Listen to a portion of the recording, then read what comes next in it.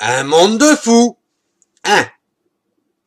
Le journal Valeurs Actuelles a été condamné à 2000 € d'amende pour une photo voilée de Marianne.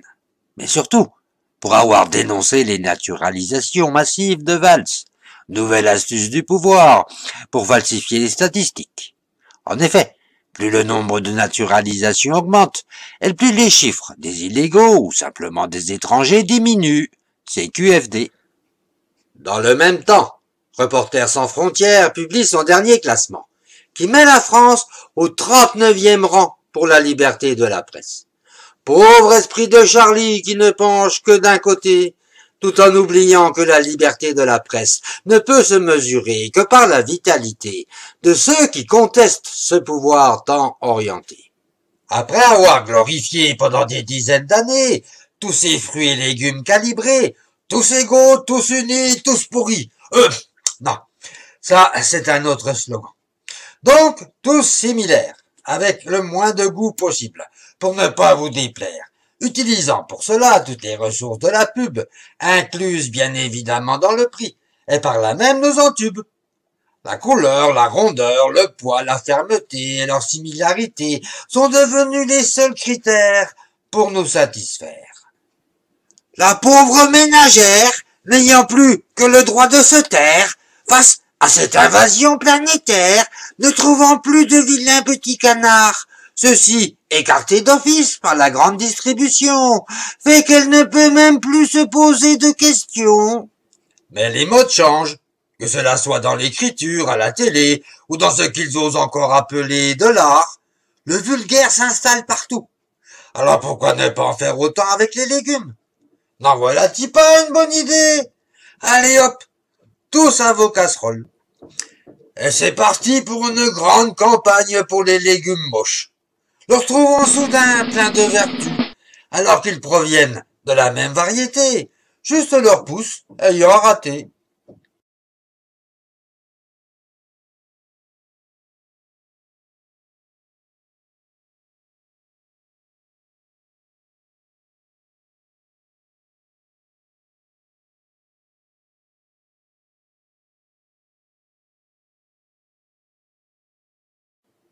Si cela peut consoler les petits laiderons et autres mochetés, de se dire qu'après tout, il leur suffit d'un peu de publicité pour passer pour une reine de beauté, alors, vive la publicité. Autre nouvelle soigneusement cachée et qui, je suis sûr, va ravir les ouvriers. Je ne sais pas si vous en êtes rendu compte, mais votre fiche de salaire a encore grossi d'une ligne depuis le 1er janvier. Alors bien sûr, ce prélèvement semble ridicule, pensez donc, 0,014%. Mais cela représente tout de même 100 millions par an, qui n'iront plus dans vos poches, bien évidemment. Et comme ces pourcentages ont toujours augmenté, sans aucune exception, vous vous doutez bien que cela va continuer. Ce nouveau prélèvement, qui va donc encore faire baisser votre pouvoir d'achat, va alimenter des organismes dont l'État juge qu'ils ne sont encore pas assez riches, alors que 94% des ouvriers du secteur privé ne leur font pas confiance et veulent s'en passer. Donc, cet État les oblige à financer ces machins antidémocratiques qui leur causent beaucoup plus de problèmes qu'ils n'en résolvent, se mêlant surtout de choses qui ne les regardent absolument pas et que l'on nomme des syndicats. Et pourtant, ils sont déjà financés à 81% par nos impôts. Et ce n'est certainement pas ce nouveau financement qui va leur donner l'envie de séduire de nouveaux adhérents. N'y a-t-il pas au monde un travail plus facile qui ne demande aucun effort, aucune réelle instruction ni apprentissage, et qui pourtant permet de se retrouver tout en haut des alpages, planant comme un aigle souverain bien loin au-dessus des siens, et qui consiste simplement à inventer ou augmenter les impôts?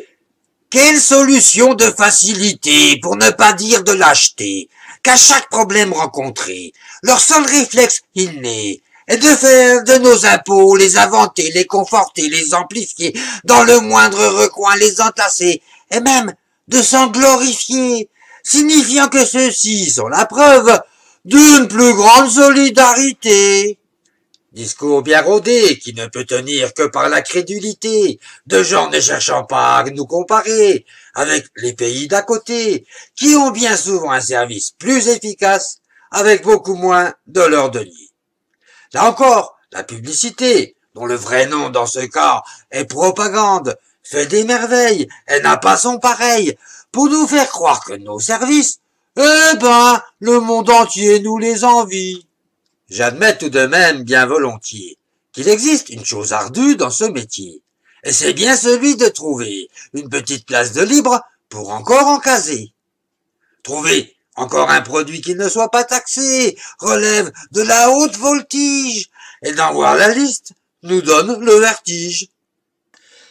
Par contre, savoir rentabiliser un projet, faire qu'il y ait toujours le moindre coût par rapport à l'objet, savoir motiver ses troupes sans les décourager, savoir faire des économies là où c'est nécessaire, privilégier l'investissement pour le futur, afin que son entreprise ne parte pas en déconfiture.